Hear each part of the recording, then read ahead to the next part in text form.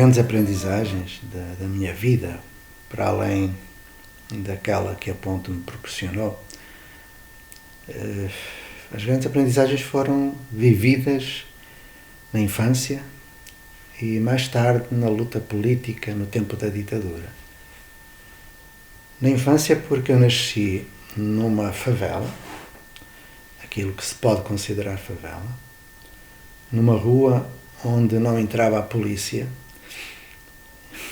onde a violência era extrema, onde o divertimento das crianças era ver pessoas baterem-se, esfaquearem-se, ou estarem no extrator da morte.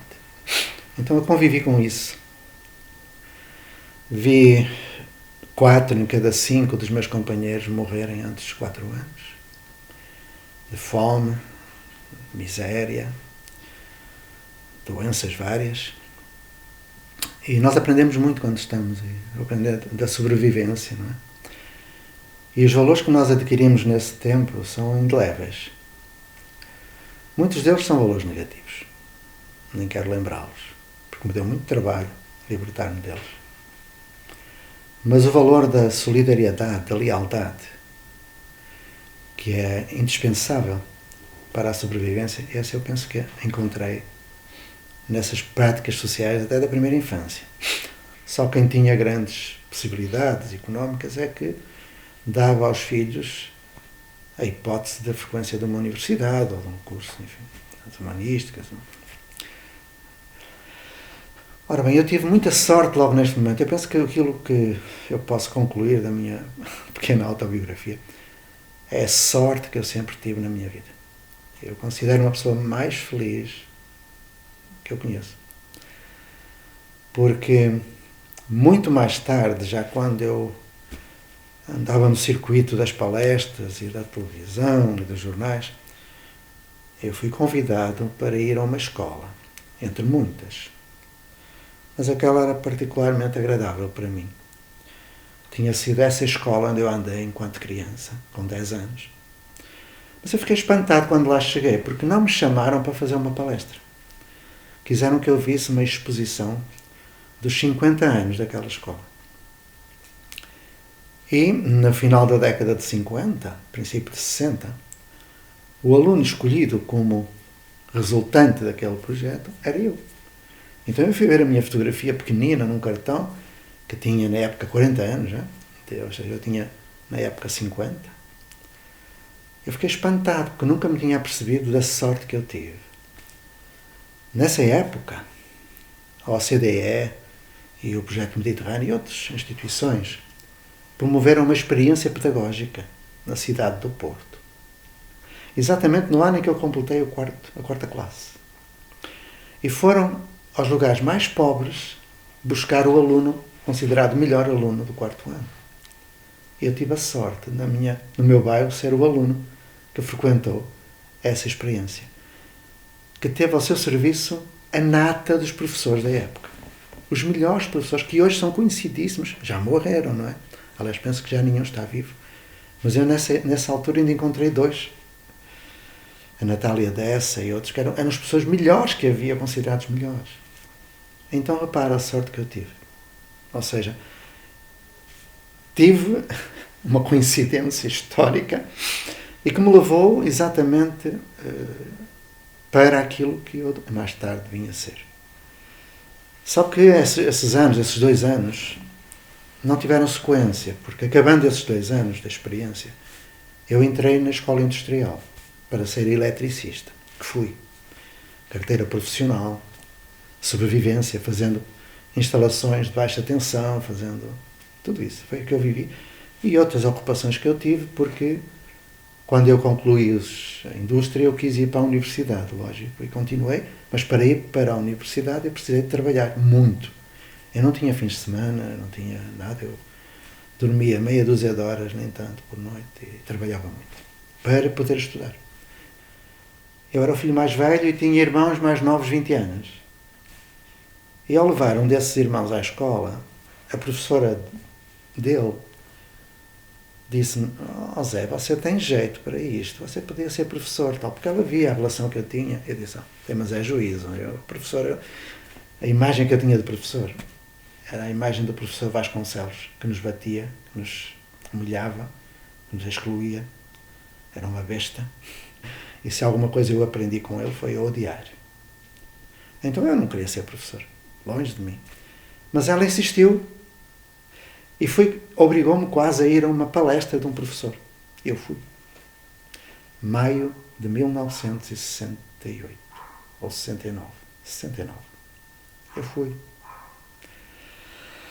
Bom, eu já andava muito confundido porque eu participei em movimentos contra a ditadura, eu vivi todo o maio de 68 em Portugal e o resto que tu possas imaginar. Eu já tinha o nome na censura e a correspondência vigiada e depois vai.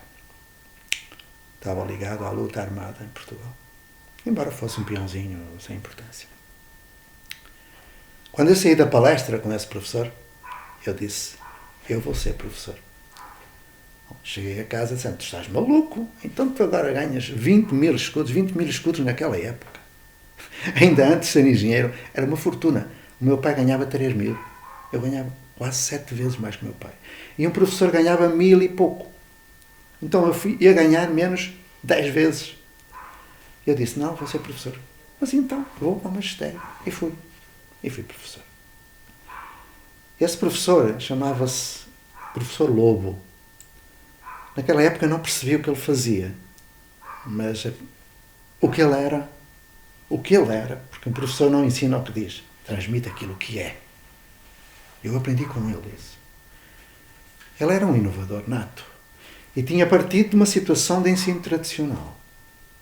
E quando bateu num aluno, ao fim de bater em muitos, ao fim de 30 anos de trabalho, ele bateu num aluno e esse aluno voltou-se para ele e disse, professor, porquê é que tu me bates? Porquê é que tu não nos ensinas para deixares-nos bater? Ele disse na palestra que deixou de dormir naquela noite, porque aquela criança perturbou. Então ele foi procurar outros modos de fazer. O que é que ele fazia? Montessori, Dewey, e por aí vai. Só que eu não entendia aquilo, a roda e tal. Mas fui para professor, por causa do professor Lobo. Ele nunca soube. No ano em que eu fui para a Ponte, eu estava em vias de deixar o ensino. Eu tinha passado por experiências muito duras.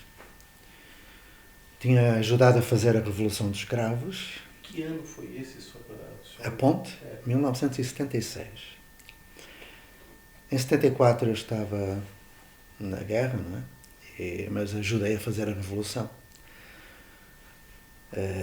Vinguei-me, não é? E eu calculei que a partir da Revolução de Abril as coisas fossem mudar nas escolas, mas não. No ano seguinte eu tive uma experiência de quase morte. Pode parecer muito trágico-cómico, mas é verdade. Eu posso contar a história ou não? Para perceber como é que eu chego à Ponte, tem que se passar por aqui. No ano anterior à Ponte, eu fui trabalhar para Ferreira, aqui muito perto, Passos de Ferreira, numa escola que era chão de terra. Tinha de um lado uma corte de gado, todo dia era aquilo, do outro lado tinha uma casinha dos caseiros com o bebê a chorar e eu estava ali. Então sempre que eu podia, e o clima permitia, eu vinha cá para fora, ia para debaixo da árvore, como o Comenius recomendava, e eu fazia umas aulas, e ainda dava aula na época, diferentes. E as famílias começaram a gostar, e eu comecei a ter um pouco de fama ali. Foi quando eu percebi que o maior aliado de um professor é o outro professor, e o maior inimigo do professor é o outro professor. E aprendi de uma forma bem dolorosa. Porque naquele tempo eu morava no Porto e apanhava um autocarro, um ônibus no Brasil, que saía muito cedo, eu levantava muito cedo, e eu viajava a manhã toda, chegava ao fim da manhã a Passos de Ferreira e ia pelo meio da mata, naquele tempo a cidade não era como hoje, até Ferreira. Era um percurso de uns 2-3 km a pé, até era bom, exceto quando chovia. Levava a minha merenda, porque eu não tinha dinheiro para comer em restaurante, parava no meio dos pássaros e comia e tal, e depois ia para a escola, onde eu trabalhava a partir da 1 até às 6. Às 6 fazia o trajeto oposto, apanhava o ônibus, chegava à casa à noite, deitava e era isto, a vida que eu tinha. Acontece que um dia eu perdi o ônibus, ou seja, em 180 dias letivos, que era na época, um dia que eu perdi o ônibus. Não sei, eu acordei tarde. Mas, por sorte, apanhei uma carona. E aí vou eu, para a escola, direto. Cheguei à escola muito cedo, meio-dia, por aí. E eu abri o almeiro para almoçar, mas eu comecei a achar estranho, porque as crianças não chegavam. Até que um carro parou junto à escola e sai um homem de dentro, olhando, esbaforido, olhou para mim, disse: "Senhor é o professor?" Assim, "Eu sou." "Ai, Jesus, venha comigo." "O que é que foi?" "Venha comigo, venha." O homem olhava para todo lugar, meteu-me no carro, levou-me embora. E eu percebi que entramos numa casa assim, século XIX, com grandes muros e tal. Ele fechou o portão, bateu-me em casa, fechou a porta. Eu estava ali, o que é isto? Muito surrealista aquilo. Assim, o que é que se passa? Ele: "Você não sabe?" Assim, eu: não sei. "O que é que se passa?" Ele: "Você não sabe o que está a passar?" Eu: não faço ideia nenhuma." Então, "O senhor para onde é que veio?" Assim, "Eu vim de uma carona." E o homem levanta as mãos e diz: "Graças, meu Deus, graças." Não. "Você sabe quem eu sou?" "Não, eu sou o padre da freguesia." Assim, "Muito prazer. Aqui é a residência paroquial." Realmente era muito junto à igreja. Disse: "Mas o que é que se passa?" Eu estava a ficar bravo com aquilo. "Você não sabe?" Eu: "Não, diga-me." Eu estava já. Ele: "Houve colegas suas, professoras, que disseram aos pais que você pôs duas crianças nuas fazendo sexo para explicar a procriação. E os pais foram ter consigo ao meio do mato, porque sabem que você vem por lá, com focinhas, facas para o matar." Eu disse: "Como? O que é isto?" Olha, foi uma coisa assim. Eu não consigo sequer descrever. Isto dá um filme, mas o resto é que foi, não é? Eu disse: "Como é? Você teve muita sorte, graças a Deus." Graças a Deus, agora temos que resolver isto. Bom, aquela aldeia não tinha luz elétrica. Estou a falar de quase 40 anos atrás, mas não tinha luz elétrica. Mas ele disse: "Eu tenho que fazer uma reunião à noite." Bem, entretanto chegaram os pais, porque perceberam que ele tinha por fora, dizendo: "Esse assassino, venha cá para fora que nós vamos matá-lo, venha cá para fora, vamos cortar-lhe as goelas", e tudo aos braços. E daí o padre: calma, aquilo era uma festa. Isto não dá sequer para descrever. Ou seja, eu quase fui linchado, sem saber porquê. Eu morreria sem saber porquê. Ok? Bem, aquilo marcou-me muito. À noite resolveu-se tudo, porque o padre conseguiu reunir lá no salão, mas eu vali-me dos meus conhecimentos da luta armada contra o fascismo, porque eu pedi ao padre para ligar para Friamunde para que a célula do Partido Comunista que lá estava me viesse proteger, porque eu não tinha hipótese. Se eu saísse sozinho, eles matavam-me ali, não era o padre. Então vocês imaginam o que é caminhar por terra com achotes, com indivíduos com pistola à minha volta e faca, assim, para os pais não chegarem. Imaginam o que é isto? Até que eu entrei lá no espaço. Isto é um filme de terror, não é? Eu entrei no espaço, mas eles vinham para cima de mim, e o padre puxava para trás, tal. Até que eu disse: "Bom, eu só posso salvar-me de uma maneira." Eu disse, estava lá um moço, creio que era o Batista, aluno. Eu disse: "Ó Batista, faz-me um favor, diz-me o que é que aconteceu se eu fiz isso que os teus pais estão a dizer." Ele: "Não." E o miúdo veio para a minha beira e disse: "Não, o professor nunca fez nada disso." "Fez!"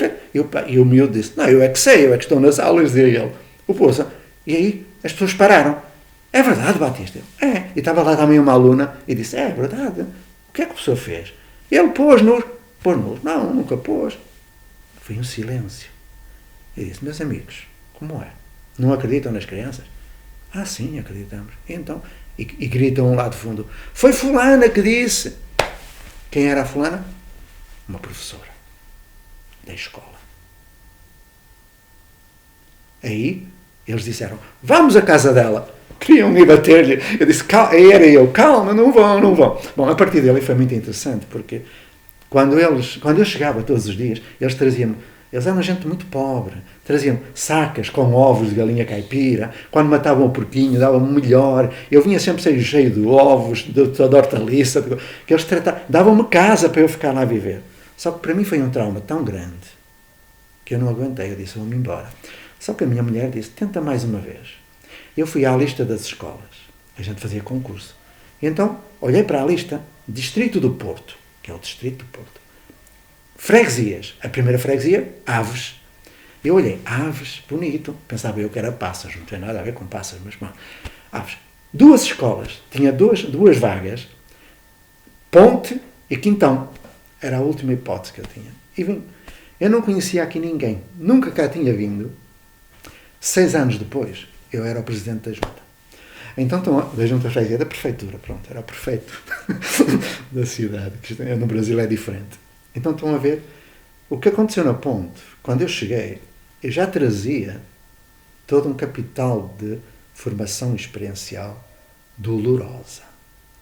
Então eu pensei, há qualquer coisa aqui que não bate certo, porque eu lia o Dewey, o Freinet, o Freire, tudo, Ferreira e Guardia, Montessori, eu lia. Mas eu tinha compreendido que quem falava não fazia e quem fazia não falava.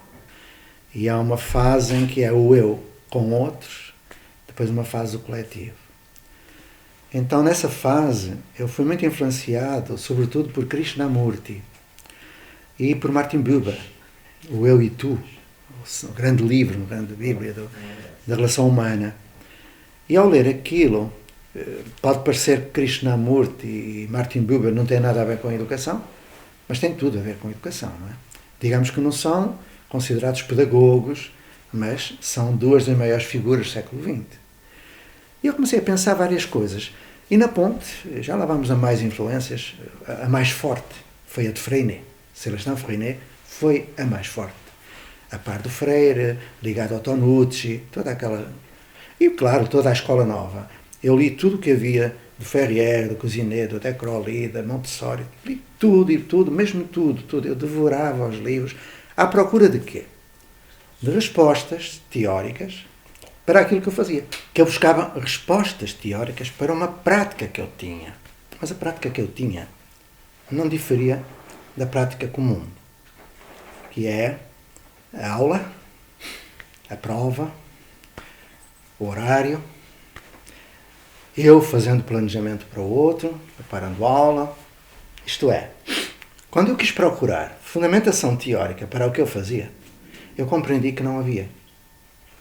Ou seja, ainda hoje, as escolas que estão organizadas por série, ciclo, aula, prova, tempo letivo, padrão único e por aí vai, toda essa escola não tem qualquer fundamento teórico. Não tem qualquer enquadramento científico. Não há nenhuma teoria, não há nada, em termos de evidência científica, que fundamente essa prática. Eu considero isto um escândalo. Ou seja, nós temos uma escola ainda hoje, agora vou voltar já para o princípio da ponte, mas permite-me este apontamento mais ou menos crítico.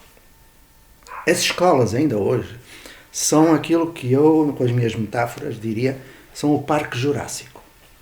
Porque há o Jurássico Superior, que é a universidade, e há o Jurássico Inferior, que são as escolas inferiores, porque há o ensino superior, há o ensino inferior, eu estou brincando com as palavras, mas é mesmo assim, que se servem de um léxico que ele próprio trai a cultura de escola, ou seja, grade curricular, aluno evadido, como se evade o preso da prisão, carga horária, carga é coisa de burro, é coisa de jegue, e por aí vai. Portanto, não tem qualquer nexo, não tem fundamento teórico, e aí eu levei um susto. Ou seja, eu percebi que dar aula era inútil e era prejudicial, porque era algo construído, uma construção social, escola, no século XVIII, a partir do interesse prussiano e das luzes da França, do iluminismo. Eu comecei a procurar por aí e compreendi. E quando eu percebi que não deveria dar aula, eu digo que o chão fugiu-me debaixo dos pés, porque eu só sabia dar aula, eu não sabia fazer mais nada. E nesse momento eu tinha que optar entre quê?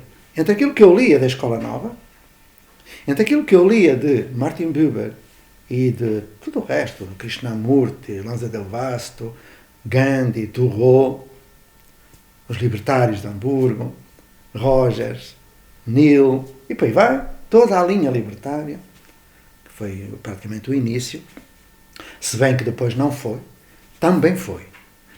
Eu penso que a ponte sobreviveu porque não se vinculou a uma teoria, a um autor, a uma corrente. A ponte é um trabalho multifacetado, teoricamente multireferencial. Mas quando cheguei à ponte, tive mais uma vez sorte. Porque a diretora daquela época perguntou-me se eu não me importava de ter uma turma de lixo. A turma de lixo. É turma de lixo? Sim, sabe o que é? São jovens, é uma turma que tem alguns novinhos, mas a maior parte são jovens que não sabem ler, não sabem escrever, mas sabem bater nos professores. Eles batem. Olha, a colega que você veio substituir foi para o hospital o ano passado 2 vezes. Assim, é assim? É. Era a turma do célebre Mirritos, era a turma do Ricardo, toda a gente conhece o Mirritos, que ainda está vivo, nem sei como, não é? Dessa turma já morreram vários, não é? De grandes problemas, enfim. Mas muitos se salvaram. Ou seja, eu percebi que eu não podia continuar sozinho. Era essa a questão. A aprendizagem não acontece centrada no aluno. Essa foi uma questão que me custou a demover. Nem acontece centrada no professor ou no conteúdo. A aprendizagem acontece centrada na relação. E depende da qualidade da relação. Da relação entre o eu e o tu, em que o tu não é objeto, mas sujeito. Em que eu me coloco no outro, e se o outro pensa diferente de mim, eu tenho que entender porque é que ele pensa diferente de mim, ou seja, tenho que o aceitar como pessoa. E isso só pode acontecer no quadro de uma relação verdadeira. Ou seja, quando tu me perguntavas se eu queria ouvir as perguntas, eu disse não. Eu quero ouvir a pergunta no momento em que eu tenho de responder, porque eu tenho de ser tão autêntico quanto eu posso. Dos meus defeitos, sobretudo. Tão autêntico, eu não posso prever. E planejar é prever. Prever o gesto do outro, prever o que o outro vai ter que fazer porque eu quero, é manipular o outro, não é ensinar o outro. Aliás, a escola não ensina. Há dias atrás tive um quiproquo com uma senhora que disse: não, eu aprendi muita coisa. Eu perguntei: a senhora é professora? Sou do ensino superior. Posso-lhe fazer uma pergunta do ensino básico? Começou-se a rir. Disse: diga lá a área, a matéria, matemática. Eu perguntei: a senhora sabe fazer raiz quadrada? E ela: como? Sim, sabe fazer raiz quadrada. Ela fez assim: sabe calcular o volume da esfera? Não. Sabe falar das guerras púnicas? Não. Sabe quais são os afluentes da margem esquerda do Rio Negro? Não. Eu continuei: a senhora não aprendeu nada. Você fez decoreba, pôs na prova e esqueceu. Porque a memória é esperta. A senhora não aprendeu nada. O que é que andou a fazer na escola? Tudo se calou. Aí eu virei-me, estavam 3.000 no Anhembi. O Anhembi é uma das maiores salas de congressos. Conheço, professor. E eu disse: quantos que sabem fazer raiz quadrada? Meia dúzia levantaram o braço, eram professores de matemática. Vocês sabem fazer raiz quadrada? Aprenderam? Não aprenderam. A escola não ensina. Porque a relação é uma relação de dependência. Quando a relação tem que ser de interdependência. Eu costumo brincar dizendo que o Dom Pedro I do Brasil, IV de Portugal, quando foi para a margem do Ipiranga, disse: independência ou morte. Em 1822 deveria ter dito hoje: interdependência ou morte. Porque estamos dependentes uns dos outros. E quando os professores vão para a sala de aula com tudo previsto, o que vai dar, como vai dar, quando vai dar, como que vai dar, a quem vai dar, está a manipular. Mas está a impedir o outro de se planejar. Está a impedir o outro de ser autêntico. É a persona que governa a sala de aula. E quando eu caí em mim e percebi isso, eu não podia continuar sozinho. Porque para haver relação é trabalho de equipe. E trabalho de equipe não é um professor sozinho numa sala de aula. Então essa turma do lixo, como lhe chamavam, ensinou-me imenso. A primeira coisa que eu perguntei: porquê é que vós não sabeis ler? E eles: professor, nós estamos aqui há 5 ou 6 anos, todos os anos chega a professora e diz: olha, isto é um A, isto é um E, um I, o O e o U. A gente faz carreirinhas de A's, carreirinhas de E's, faz o saltinho do pardal, ou a ondinha do mar, e dá a lição do Papa Pipopu. É assim, é. Eu levei um susto, porque era assim que eu ensinava. Se eu continuasse a ensinar assim, eles continuariam a não saber ler. Eu pensei: que diabo? Eles não têm dificuldades de aprendizagem, sou eu que tenho dificuldades de ensinagem. Foi aí que nasceu o conceito que mais tarde o meu amigo Rui Canário e outros puseram na universidade. Dificuldade de ensinagem. Não disseram que foi o José Pacheco, mas também não é autoria de nada. Eu não me considero autor de nada, ninguém é autor de nada. Hoje somos todos os copistas uns dos outros. Enfim. Mas dizendo que a ponto começou assim, com uma turma de lixo, e finalmente aparecem 2 pessoas a quem eu agradeço aquilo que eu sou. A Maria José e a Maria Luísa. 2 professoras. Ou seja, passamos a ser 3 com todos num espaço maior. E a partir daí eu tive uma surpresa. A partir daí eles começaram a aprender. Porque eu não dava respostas pré-determinadas. Eram eles que faziam perguntas, a que eu procurava com que eu procurava construir projetos. E aprendi a metodologia de trabalho do projeto, e aprendi tudo isso, enfim. Eu sou do tempo das taxonomias de Bloom, Hastings, Cracknell e tal, aquelas coisas. Então eu colocava, ainda muito comportamentalista e tal, mas depois evoluímos bastante. Fazendo o quê? Estudando. Para cada dificuldade que tínhamos, íamos procurar a teoria. Juntávamos a teoria com a nossa prática, alterávamos a prática, aplicávamos, sem fazer da criança cobaia, porque nós já íamos muito bem planejados naquilo que íamos fazer. Se resultasse, nós integrávamos. Se não resultasse, nós rejeitávamos. O Piaget que ficasse lá no túmulo, se não fosse preciso, a gente não queria nada com ele. Ficava lá. Ou seja, é muito pragmatismo, não é? Mas era assim, era assim. Eu encontrei um livro que era Cuidado, Escola, publicado em 1974, da autoria do Paulo Freire e do Francesco Tonucci. E que me marcou muito, porque era muito ilustrado e, digamos que, esse livro desocultava muita coisa que eu tinha como dúvida. A escola isolada, o professor sozinho e tudo mais, ali está. E por aí eu fui aos clássicos latinos. Na Itália, Francesco Tonucci, Francesco Bartolomeu, Malagucci, Reggio Emilia. Na Espanha, o Ferreira e Guardia, que é o maior. E depois fui para Portugal também. Adolfo Lima, Faria de Vasconcelos, António Sérgio, Bento Jesus Caraça. Tantos que eu li que eram homens e mulheres fantásticos. Eu já falei de homens, até parece que estou machista, mas também mulheres. A Louise Michel, na França, enfim, Ferrier, Freinet. Foram eles, muitos deles, que nos influenciaram bastante fazendo essa praxeologia. Ou seja, a ponte é uma praxis. É uma prática com teoria. Porque não há teoria sem prática, nem prática sem teoria. O problema é que ainda hoje a teoria e a prática estão separadas. São dois mundos inconciliáveis.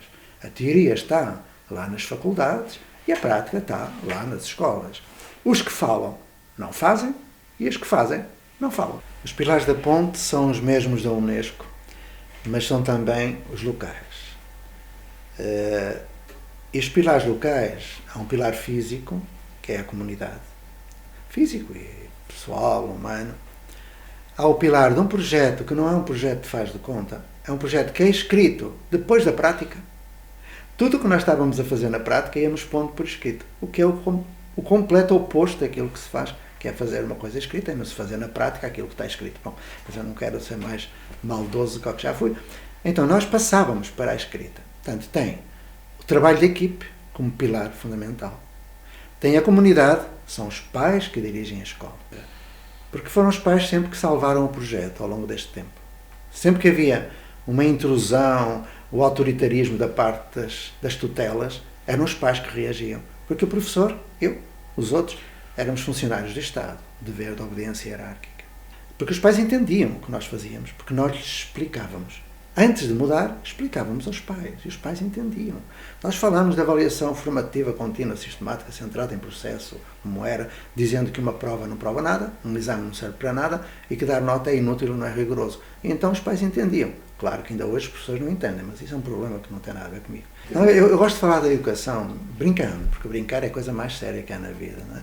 E também para não pensar muito, porque quando a gente pensa muito em educação, acaba no divã de psiquiatra. Eu quero manter a minha sanidade mental. Brinco. Agora, voltando aos pilares. Os pilares da Unesco, do relatório Delors, que são o aprender a conhecer, o aprender a ser, a conviver e a fazer. Esse nós fizemos, penso eu. Mas nós acrescentamos 3 pilares. Para além desses 4, nós acrescentamos o pilar do desobedecer, que é fundamental, é uma atitude básica, porque dado que as leis que hoje existem, que fazem todo o sistema, são leis erradas, são leis feitas para uma escola do século XIX. Então, nós desobedecemos às leis imediatamente. Têm que fazer turmas. Não temos que fazer turmas nada, porque não tem fundamento legal. Ou melhor, tem, porque eles inventaram, porque as escolas não são geridas por pedagogia, são geridas por burocracia. E eles pensavam que também poderiam aplicar a nós o mesmo princípio. Estavam enganados. Quando eles vinham dizer, está na lei, nós perguntávamos, porquê é que está na lei? Qual é o enquadramento científico da lei? Não tem, não faço. Desobedecer. O outro pilar era o aprender a desaprender. Fundamental esse. Aliás, eu posso dar um exemplo desse desaprender. Quando na ponte nós começámos a trabalhar em equipe, a partir de pergunta, como diria Gaston Bachelard, não é? Pergunta constrói conhecimento. Eu lembro-me que eu tinha deixado de dar aula há muito pouco tempo, fazer os meus planejamentos. Eu acreditava naquilo, mas já tinha deixado de acreditar. Uma criança perguntou-me, professor, assim, é verdade que um ser vivo é o que nasce, cresce, reproduz-se e morre? A minha primeira reação foi de lhe dar um abraço e dizer, meu menino, que maravilha, eu nem sequer te ensinei e tu já aprendeste. Muito bem, dava-lhe um beijinho. Mas eu lembrei-me dos Piagets da vida, dos Vygotsky, daquela gente toda, e disse, alto, não é assim. Recuei e disse, olha lá, porquê é que tu me perguntas isso? O que é que tu achas? E a criança deu-me mais outra machadada. Eu acho que não é. Olha, um fedelho a duvidar da minha ciência. Eu que durante tantos anos tinha dado aula e punha no quadro, ser vivo, 2 pontos. Aquele que nasce, cresce, reproduz e morre. E vinha aquela criancinha dizer que não era. Eu disse, há qualquer coisa errada aqui. Eu sofri bastante naquela época. Eu disse, fulano, já não me lembro quem foi. Mas porquê é que tu dizes isso? Professor, repare, dizia ele. Eu lembro da cara do moço. Olha, eu tenho um relógio. Vão ver como ele vai pensando, construindo a problemática. Mas isto o quê? A relação. Aprendemos uns com os outros, mediatizados pelo mundo. A partir de Freire, a partir de necessidades, desejos concretos. Ok. Então, não é fazer projetinhos por professor que as crianças fazem, enfim. Perdoai-nos. Então, eu perguntei e o moço disse, olha, eu tenho um relógio. Repare, professor, dentro do relógio está uma bateria que faz andar o relógio. Eu, pois. E dentro da bateria, sabe o que é que tem? Assim, não. Tem um cristal de quartzo, que é uma pedra. Assim, pois. Eu disse, mas porquê? É que nós estamos a estudar os cristais, a textura, a dureza. E eu percebi que era um cristalzinho que estava lá dentro. Assim, pronto, mas onde é que tu queres chegar? E diz a criança, olha, professor, a pedra diz lá no livro que não é um ser vivo. Mas agora repare, o cristal de quartzo nasceu, ele existe. Pois, nasceu. Há milhões e milhões, bilhões de anos. E agora, professor, repare, ele assim com o dedo, nós fomos ao Museu da Mineralogia e eu vi um cristal já muito maior, que cresceu, com cristalzinhos a sair de dentro, os filhinhos. Então, o cristal nasceu, cresceu e reproduziu-se. Assim, dentro desse conceito é. E diz ele, e agora repare, quando o relógio parar, é porque o cristal morreu. Então, a pedra, o cristal, nasceu, cresceu, reproduziu-se e morreu. É um ser vivo. Aquilo deu-me um nó na cabeça, que eu nem... Assim, o que é que eu andei a fazer estes anos todos? A seguir ele deu-me o golpe final. E também repara, professor, se um ser vivo é aquilo que nasce, cresce, reproduz e morre, eu e você não somos. Mas porquê? Olha, por exemplo, eu ainda não me reproduzi, nem morri. Então sou meio ser vivo. Aquilo foi um nó atrás de um nó. Aquilo era uma festa. Eu comecei a criar qualquer coisa aqui. Aprender a desaprender. Eu tive que desaprender aquilo que me meteram na cabeça e que era falso. Cientificamente errado. A seguir vem uma menina. Professor, é verdade que as árvores respiram pelas folhas? Assim, o que é que tu achas? Eu já nem respondia. Acho que não. Sim, olha-me dela, bem. Mas porquê? Repare, nós estamos a fazer o trabalho com o bicho da seda. Nós tínhamos a criação do bicho da seda, vocês lembram-se? Então diz ela, eu vou pegar folhas para o bicho da seda à amoreira que está lá fora. Agora repare, se as árvores respiram pelas folhas, por onde é que respira a amoreira no tempo em que não tem folhas? E eu, pomba, era cada balada que eu recebia, qualquer coisa aqui, está tudo errado. O que é que eu fazia? Na relação, eu ia com eles construir projetos para procurar a resposta. Eu aprendi o que é um ser vivo. Biologicamente, é um ser que tem capacidade trófica de transformar o alimento em energia. A pedra não tem, é um ser não vivo. Mas eu tive que me reconstruir, reaprender. E para isso eu tive o 6º pilar, desaprender. Desaprender 24 horas por dia ensina princípios. Manuel de Barros.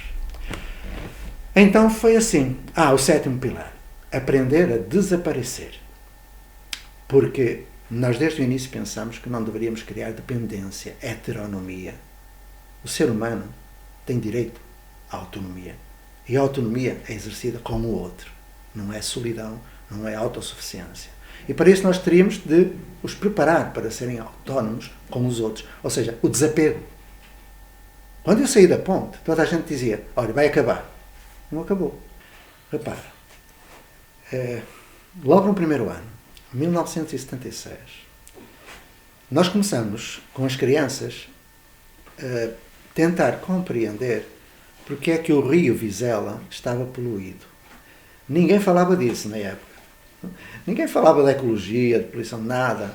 E nós tínhamos horta biológica, hospital de animais, tínhamos um grupo de trabalho sobre preservação do meio ambiente, coisas incríveis, que só se falou passado uns 10 anos aqui.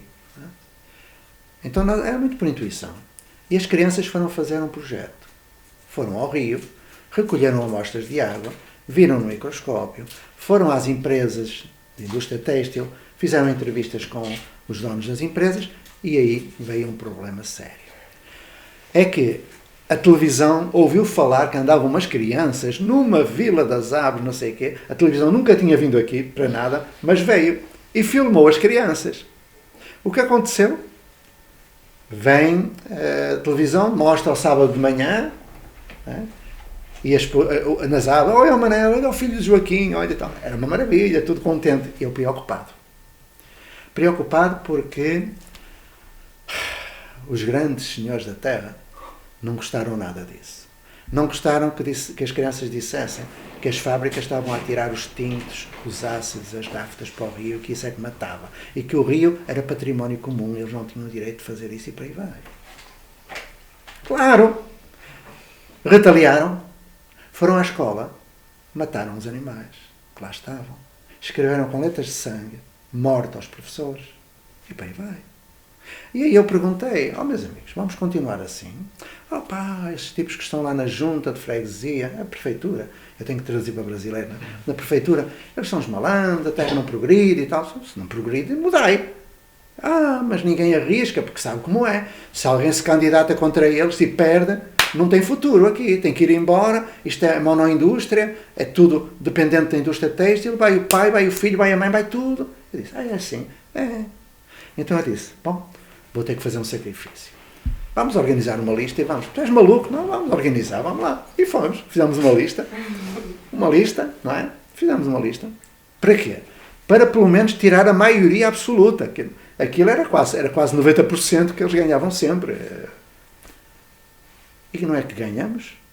E como aqui, em Portugal, quem está em primeiro da lista é o prefeito, eu fui prefeito. Não queria, mas fui. Então, nesses 3 anos, fez-se a escola nova e foi, agora você vai idoso, foi o período de tempo da prefeitura em que mais obras foram feitas, sobretudo obras fundamentais. Portanto, a Escola da Ponte perturbou muito esta cidade. Muito. Perturbou porque é uma outra cultura.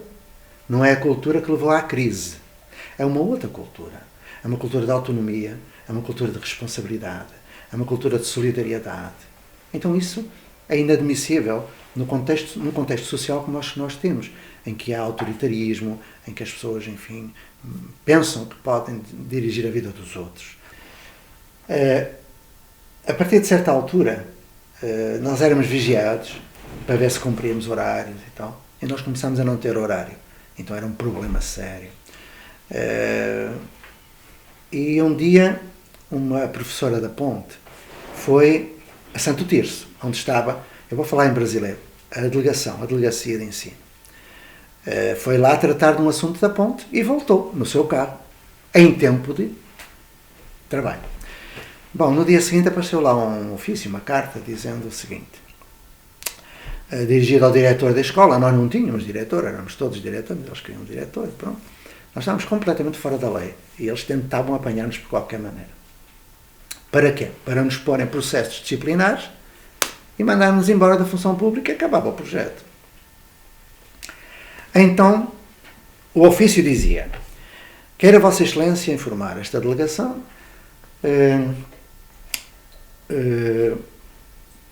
pelo seguinte facto: uma professora dessa escola esteve ausente durante o tempo de serviço e não deu entrada nesta delegação de qualquer pedido de justificação de falta. Porque quando a pessoa faltava, tinha que apresentar um pedido de justificação anterior. E nós não tínhamos falta nenhuma, nós não tínhamos horário. Não. Eu voltei para as colegas e disse: o que é que fazemos? Elas viram logo: isto vai dar complicação. Se nós mandarmos um ofício de resposta dizendo que ela não meteu o ofício porque se esqueceu e tal, podem pôr um processo a ela. Se nós mandamos a dizer que foi o diretor que se esqueceu, põe um processo ao diretor. Se nós mandamos dizer que ela não meteu nada, põe um processo a toda a escola, então estamos... E aí, nós éramos 3. e o resto. E nós os três decidimos. Para todos os efeitos, a professora nunca saiu daqui. Chamamos os pais e dissemos aos pais, olha, temos este problema e decidimos isto. Para todos os efeitos, vou responder que a professora não saiu. E eles, acho ótimo, porque senão, como é que é, não é? É. Então eu respondi assim, em resposta ao ofício de Vossa Excelência, de tantos de tal, devo informar o seguinte, a professora fulana nunca esteve ausente desta escola, em algum momento, como podem comprovar alunos, pais e professores. E parágrafo. Presumimos que se trata de uma ilusão de ótica de Vossa Excelência. Isto não é só contradizer o que ele tinha visto, como ainda gozar com a cara do homem. Bom, imaginam o que aconteceu. Processo disciplinar. Lógico, auditoria. E aí vêm os tipos de Lisboa. Inspectores e caramba. Nós à espera deles. E preparamos-nos. É evidente. Eles chegam, o inspetor entra e diz, não nos perguntou se porque o seu colega chegou ou não esteve. Disse, livro do ponto. O ponto. E nós não temos. Não tem. Pegou no livrinho. Começou. Ele disse, desculpe lá, Sr. Inspetor, se quiser nós fazemos. Fazem, mas fazemos. Olha, se ele levasse que não tínhamos livro do ponto, aí mais um processo. Não tínhamos hipótese. E eu armado em ingênuo, disse, como é que é, Sr. Inspetor? E ele explicou, eu sabia muito bem o que era. Então ele combinou connosco, bom, não vamos para já fechar o processo, os senhores vão fazer o seguinte, vão fazer o livro de ponto, eu volto dentro de 2 meses, ele falava assim, ele depois morreu com um cancro de estômago, um homem maravilhoso. Ele depois de tudo isto encerrado, voltava para a escola tanta vez para aprender connosco, mas naquele momento foi assim. Ele lá põe aquela ordem de inspetor, está na lei, tem que fazer tal. Então nós fizemos. Eu fui pegar o livro de ponto lá ao arquivo. Era um livro enorme, com uma capa grossa. Aberto era deste tamanho. Era. E tinha a entrada de manhã, a saída de manhã, a entrada de tarde, em cima da tarde. Eu pus. Tem este livro, tantas páginas rubricadas, assinadas por mim, para receber, para reger, aquele formulário todo. E comecei. Pus o meu nome, José Francisco. E perguntei à Fatinha, que era a empregada da época, no primeiro dia. Fatinha, se eu lhe perguntasse qual é o seu estado de espírito, isto era o que nós tínhamos combinado, o seu estado de espírito neste momento, ela... Uma cor, professor. Sim, diga lá uma cor que representa o seu estado de espírito. Ela, talvez um cor-de-rosa bonito. Também é... eu peguei num lápis cor-de-rosa e escrevi José Pacheco, no primeiro quadradinho. À meia da manhã perguntei, Fadinha, e agora? Agora estou brava. Estou brava, houve um miúdo que não sei o quê, põe um vermelho. E eu peguei no lápis no meio, José Pacheco. Passou o intervalo, eu perguntei, Fadinha, e agora? Tenho que pôr aqui...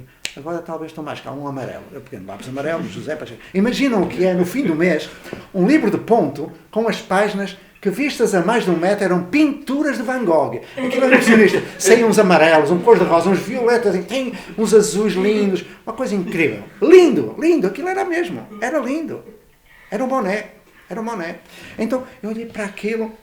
Veio um inspetor. Agora imagina uma cena. As minhas colegas, rapaz, não se riam porque isto vai dar barraca. Então, elas estavam com vontade de rir e estava uma mãe a fazer a ata, que nós chamávamos os pais. E o inspetor sentou-se.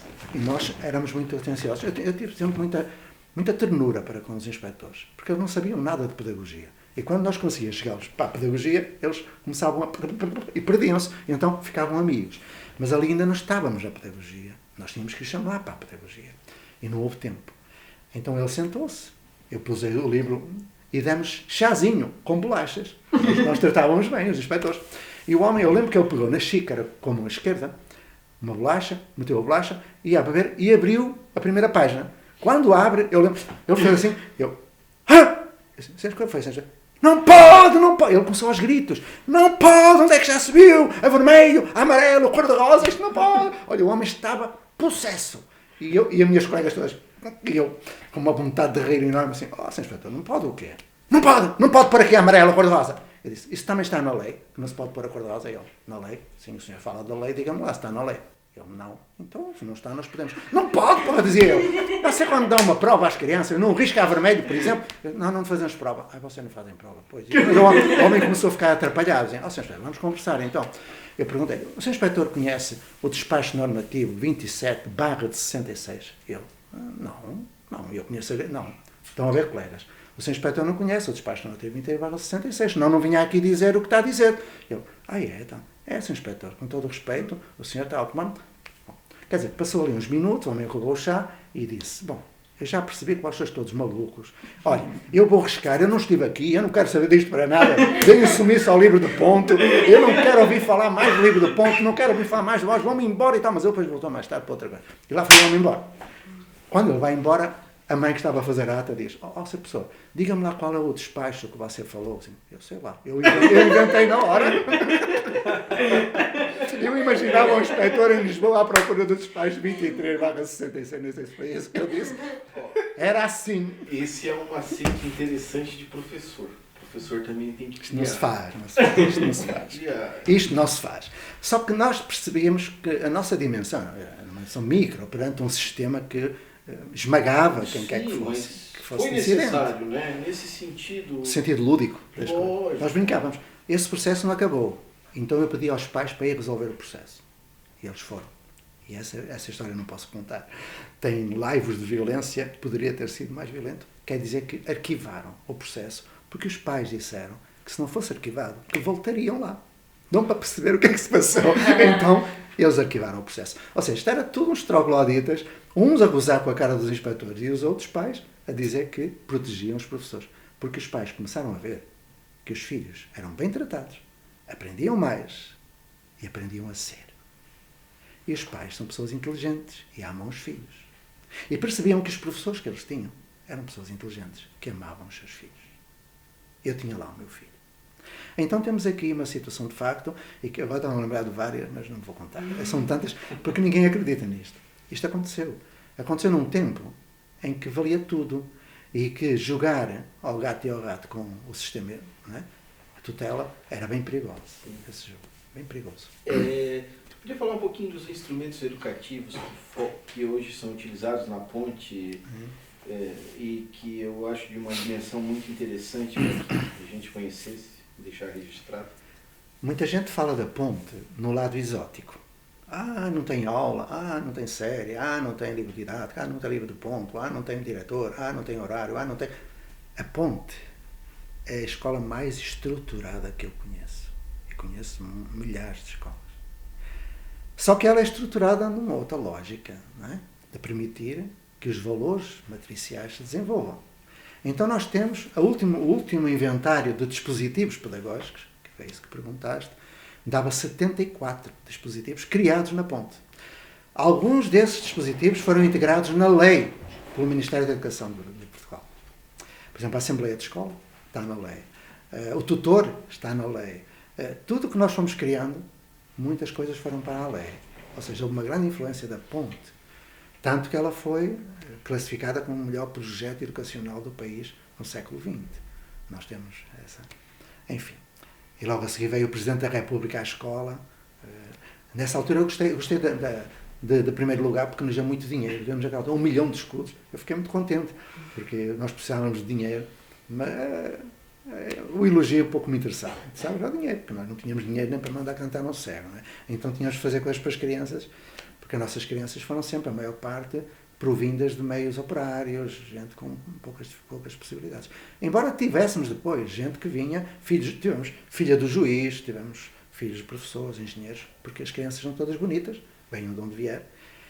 Uma vez uma criança, o nome dele agora não está a lembrar, ele estava assim, tinha chegado naquele dia de outra escola e estava assim, sentado assim. Eu fui junto dele. Então o que é que se passa? Ele, estes professores aqui, eles é que são espertos. Eu, mas porquê é que dizes isso? Olha, lá na outra escola, eu fazia besteira, punha-me lá fora, mas mesmo que eu ficasse lá dentro, a professora dava aula e eu ficava lá assim. Aqui não. Aqui dizem que a gente tem liberdade e a gente trabalha para caraças. Dizia ele. Então a gente não pode... O moço tinha-me explicado tudo. É que ali ele tem a liberdade, mas não podia estar quieto, tinha que aprender. Porquê? Tinha um grupo. O grupo de pertença, o grupo de projeto, a equipe de projeto, que o pressionava. Porque era um por todos, todos por um. Se um não acabasse, os outros não saíam. Estava ali, tal e qual. Então, há aqui uma questão básica. A ponte é a escola mais estruturada que eu conheço. E, agora vou ser vaidoso. E foi essa estrutura, ligada à qualidade da relação, eu costumo dizer que se aprende por CCM, que é por contágio, por contexto e pelo modo. professor transmite aquilo que é, dentro de um contexto que está preparado pelo modo, que é o trabalho de projeto e tal. Então, naquela época, com tudo isso que nós fizemos, estou a falar de 1990 e tal já, houve as primeiras provas de aferição. Resultado? Foram os melhores nas provas nacionais. Em absoluto. Logo no primeiro ano, em que a Escola da Ponte teve o nono, houve provas no nono ano e a Ponte participou. Só que houve alguém que disse que tinha havido trambolho nas provas e tal, e os resultados da Ponte não saíram logo.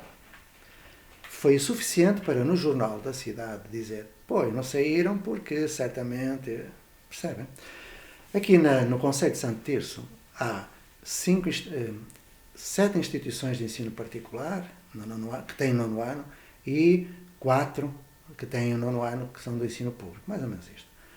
E disseram logo, pois, não saíram porque certamente foram maus os resultados e não quiseram pôr. Eu fiquei bravo. E esperei pela saída. E saiu. E o resultado foi. Tradicionalmente, as escolas particulares ficam antes e as públicas depois. O que aconteceu foi que a Escola da Ponte ficou em segundo lugar, muito pertinho da primeira particular. E as outras atrás, as outras particulares atrás, e depois as outras públicas. A última das quais era a escola daqui. A EB23, de Vila das Aves. Mas ninguém falou disso no jornal depois. Ou seja, há todo um conluio para não revelar que a Ponte é a escola melhor do país. Que é a escola mais respeitada, e tu sabes, Fernando, no mundo. Mas aqui, nesta cidade, a maioria quer é destruir. E o Ministério da Educação agora, autoritário, está a dar a última machadada, parece. Então temos aqui uma situação bem difícil de entender. Não é? O Rubem Alves fez a ponte com o Brasil. Não é? Ele veio à ponte em abril do ano 2000, exatamente quando tu estavas lá também. Então veio nesse mês de abril, quando se fazia 500 anos do achamento, do encontramento do Brasil. E ele ficou muito emocionado, muito. De tal modo que quando voltou para o Brasil fez um livro. Não é? E esse livro levou-me para o Brasil. O Ruben era um visitante entre muitos, eu não o conhecia, nunca ninguém tinha ouvido falar do Ruben. Mas logo à partida, quando ele me pergunta se eu sou o diretor, eu digo que são todos diretores, ele diz, mas é você que me vai acompanhar? Eu digo, não, aqui os visitantes são acompanhados por crianças. E é quando ele se senta junto de uma criança e lhe pergunta, eu isso vi, eu ouvi. Eu começou a estrábico, eu percebi que aquele homem era diferente, porque observei-o em certos momentos, então decidi-me observá-lo sem que ele percebesse. Então o meu olho maroto estava a vê-lo, mas ele pensava que não. Eu estava lá sentado num cantinho e eu via tudo. E olhava para ele. E ele perguntou à criança, o que é que tu estás a fazer? A criança respondeu, eu estou a fazer um glossário. Ele, um glossário? Ela disse, sim, não sabe o que é, eu vou-lhe dizer. Ele explicou o que era um glossário. Ele, pois, mas um glossário de quê? Sabe, nós estamos a estudar a carta do Pero Vaz de Caminha, você é brasileiro, sabe o que é. E a carta do Pero Vaz de Caminha tem palavras em latim deturpado. E nós temos que passar do latim deturpado para a língua atual. Ele, pois. E ele diz, mas porquê é que estás a fazer isso? Porque nós temos crianças, ela tinha para aí os seus 9 anos, temos meninos que têm dificuldade ainda a aprender a ler, eles estão a ler e não vão compreender o texto. E eu tenho que fazer um glossário para eles, quando lerem esta palavra, perceberem o que quer dizer, porque eles são mais pequeninos do que eu, sabe? E o Rubem estava confundido e perguntou, mas foi uma professora que te mandou fazer? E a menina olhou para ele e disse, claro que não, fui eu para ajudar os outros. Aí o Rubem faz um gesto assim e limpou as lágrimas. Onde é que ele poderia ter encontrado uma coisa daquelas? De uma criança, naturalmente, dizer, não, eu estou a fazer isto para ajudar os outros a entender um texto. Não foi ninguém que me mandou. Então, quando o Rubem veio, foi o princípio da minha partida da ponte. Porque estava escrito que eu iria embora. Porque o Brasil, é no Brasil que está o futuro. Não o país do futuro do Stefan Zweig, que se suicidou, mas o futuro já existe hoje no Brasil. Eu não quero levar a conversa para o Brasil, mas eu encontrei no Brasil aquilo que hoje eu sinto falta na Europa. Na Europa, não é só Portugal. Os professores na Europa têm melhores condições, muito melhores condições do que no Brasil, mas estão parados, céticos, desanimados, descrentes. Pouco ou nada muda. A Europa está em crise também por isso. E no Brasil eu encontrei gente que é maltratado, é mal visto socialmente, tem um estatuto social péssimo, ganha mal e quer melhorar-se. Eu encontrei de novo o princípio da ponte. E lá estou eu. Olha, a Escola da Ponte tem uma característica, entre muitas. É uma escola que acolhe os alunos que as outras escolas jogam fora. Então, quem eram? Síndrome de Down, com o André, o César, que era um complexo de patologias tremenda, e dezenas que nós tivemos. Olha, o César chegou à Ponte com 12 anos, com problemas seríssimos. Ele não se aproximava de ninguém, não queria saber de nada, não sabia ler, não sabia nada. Em meio ano aprendeu a ler, aprendeu a ser. É um homem maravilhoso. Pusemos-lo depois numa oficina e na Ponte a aprender a fazer coisas que ele precisava. Eu lembro do pai do César, da primeira vez que o pai do César falou comigo que eu era tutor do César. Nós falamos muito com os pais, mas lembro particularmente do pai do César, já que falaste do César, mas podia falar de muitos outros. Sei que ele se sentou e disse: professor, muito obrigado por ter sido. Não, eu falo com todos os pais que querem, a qualquer hora. Pois, mas eu, antes de começarmos a conversar, eu só queria agradecer a esta escola terem-me devolvido o filho que eu tinha perdido. E o homem não conseguia falar, quase a chorar. Eu olhar para ele, eu, calma, quase a chorar. Então, ele tinha percebido o que nós tínhamos feito. A história da Ponte também é uma história feita de coisas erradas, mas eu penso que nós, como dizia alguém, éramos um hospital das almas. Aquilo era mesmo. Aliás, quando aconteceu Salamanca, o Porter, que era um dos maiores, não é? Ele percebeu, eu estive com ele, que nós já tínhamos feito na Ponte, 10 anos antes, aquilo que Salamanca pensa ter criado. Acho muito engraçado isto. Nós já fazíamos aquilo que em Salamanca se decidiu fazer. É uma coisa impressionante. A questão do especialista no contexto da equipe, a questão de não se entrar na criança patologicamente, mas sim num currículo diversificado, tudo isso nós tínhamos feito. Ele ficou espantado como é que foi, como é que existia uma escola. Contrato de Autonomia é um documento que surge ao fim de 30 anos de grandes lutas para nos pôr dentro da lei. Mas é uma lei própria. Ou seja, nós não temos as regras de outros. Temos um contrato de autonomia que nos permite outro caminho. Que nos permite autonomia. Porque as escolas não são autónomas. Acontece que o contrato de autonomia foi sendo revisto, enfim. E hoje eu penso que é um objeto morto, inerte. Tão morto que nesta semana que passou conseguiram acabar com ele. Ou seja, fazer letra morta do contrato de autonomia. E a Direção Regional de Educação do Norte está a ser gravado, eu digo, cobardes, ignorantes, totalitários, autoritários. Eu não digo pior ainda, porque estou a falar para alguma coisa. Essa gente ousou impor-se e considerar que o contrato de autonomia era nada. Ou seja, passou por cima das decisões da escola, que é uma escola autónoma. Impôs algo contrário ao contrato de autonomia. E pode impor. E essa imposição penso que vai desgastar muito o nosso projeto. Mas foi sempre a luta. Esta, digamos que é o último capítulo. Este é o último capítulo. Eu pensei em ir embora da Ponte, porque estive lá mais de 30 anos. E quando eu me dei conta, eu era o mais velho. Quando entrei, era o mais novo. Quando me dei conta, muitos professores da Ponte tinham sido meus alunos. Quando me dei conta, tratavam-me por senhor professor. E quando havia problemas, pedia uma solução. E eu considero que os velhos não sabem mais que os mais novos. E que eu começava a ser um estorvo, um impedimento que o projeto continuasse e se desenvolvesse. Então fui-me embora.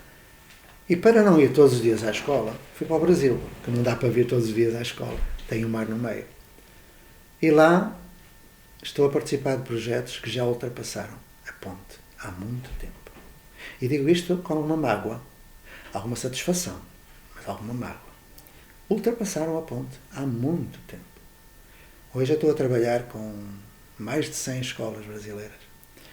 E muitas delas com aquilo que hoje é considerado a tecnologia de ponta educacional. As comunidades de aprendizagem, redes de aprendizagem colaborativa, cidade educadora, todos esses conceitos, justiça restaurativa. Estamos a trabalhar isso. em meios extremamente desfavorecidos, favelas e também noutros meios. Estamos a trabalhar com o poder público, porque se trata de políticas públicas. Vai surgir a primeira escola autónoma no Brasil, dentro em pouco, trabalhando o artigo 15º da Lei de Diretrizes e Bases, e outras duas estão já a seguir. Ou seja, no Brasil, o trabalho que, não sou eu que faço, são os brasileiros, mas que eu, digamos, simbolicamente ajudei a fazer, porque quando entro numa escola as pessoas dizem, se ele fez isso lá, aqui também vai dar resultado, não é? É a velha história. Então a ponta é a inspiração de muito projeto, que não é só no Brasil, Argentina, Chile, olha, nem digo onde, porque diria quase todo mundo. A relação professor-aluno em Portugal, naquela época, eu penso que não vai diferir muito de hoje, era nacional, era de 1 para 9, 1 para 8.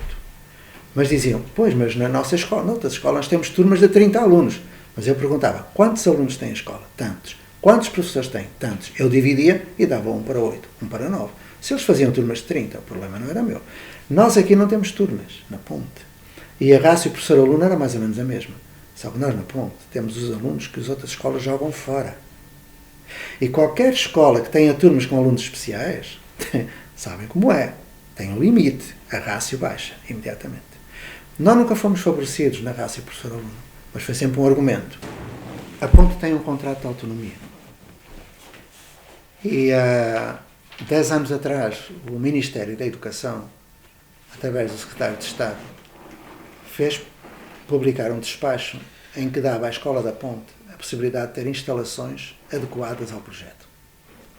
Isto é, iriam construir-se instalações que servissem para o projeto, porque aquele não serve. Passando à frente alguns anos, alguns políticos matreiros daqui da região conseguiram desviar esse prédio para o outro lado, para outra cidade. No Brasil não entenderiam se eu falasse freguesia, outra cidade. Então nós demos por perdido, ou seja, roubaram-nos o prédio. Mas o prédio deixou de ser nosso. Ficámos sem as nossas instalações, mas tudo bem. Até porque essa cidade também precisava de instalações para os alunos. E é boa gente lá também. Acontece que há 3 anos perceberam que tinham feito um elefante branco. É um edifício faraónico, adaptado à escola convencional. E lembraram-se de pôr lá a Escola da Ponte, para encher, como se nossos alunos fossem matéria de encher um chouriço, não é? Os pais reuniram e, ao abrigo do contrato de autonomia, disseram, não vamos. Um ano depois, nova ameaça que vão, os pais reuniram e, ao abrigo do contrato de autonomia, não. E outro ano, que tu já estiveste, penso eu, terceira vez, não. Este ano, era facto consumado que iam. Os pais reuniram, disseram que não. E eles foram. Ou seja, depois dos pais dizerem 4 vezes que não iam, com todo o direito que está escrito no contrato de autonomia, que eles têm esse direito, a tutela, o Ministério não pode impedir essa decisão. A tutela ameaçou os professores e mandou uma ordem que todos teriam de ir para outra cidade. Ultrapassando tudo o que é legal, ou seja, cometendo uma ilegalidade. Isso dividiu os pais, estamos nesta situação. Eles foram para o outro lado, mas há quem queira ficar deste lado. E quem quer ficar deste lado tem todo o direito de ficar deste lado. Porque foi essa a decisão dos pais. Se fosse outra, tudo bem. Esta é a situação extremamente delicada, porque pela primeira vez na história da Ponte, com 36 anos já passados, conseguiram dividir. Dividir professores, dividir os pais. Houve um insigne pedagogo português chamado Eurico Lemos Pires, que há mais de 20 anos visitou a nossa escola. Ele já faleceu. E visitou-nos quando já faria 80 anos de idade. Ele chorou de emoção, brincou com as crianças e no final disse-me, olhe professor, eu estou maravilhado, mas tenha cuidado. Qualquer projeto pode desaparecer por uma de 2 razões. Ou por inveja de outras escolas, ou por divisão interna da escola. Neste caso, pode desaparecer pelas 2 razões. Eu temo pelo futuro do projeto. Temo. Fiz tudo o que estava ao meu alcance, mas não sei se vai resolver. Aliás, eu nem queria intermeter-me, porque eu considero que a escola é autónoma e eu não preciso voltar para... Mas eu tive que... Porque houve pais que me pediram para eu intervir. E eu intervim na reunião, mas de pouco adiantou. Há ordens, há um Estado português autoritário e eu penso que essa gente tem que começar a perceber que o Salazar morreu há 40 anos. Eles ainda não entenderam isso. Não perceberam que estamos no Estado de Direito, que nós temos um contrato de autonomia. De modo que eu já disse, quando vier a revisão do contrato de autonomia, que agora até dezembro, eu propus que a escola denunciasse o contrato. Por isso, simplesmente não queremos nada com isso. Nem queremos nada com o Ministério. Acabou. Para mim é assim. Mas como eu não estou cá, eu estou cá.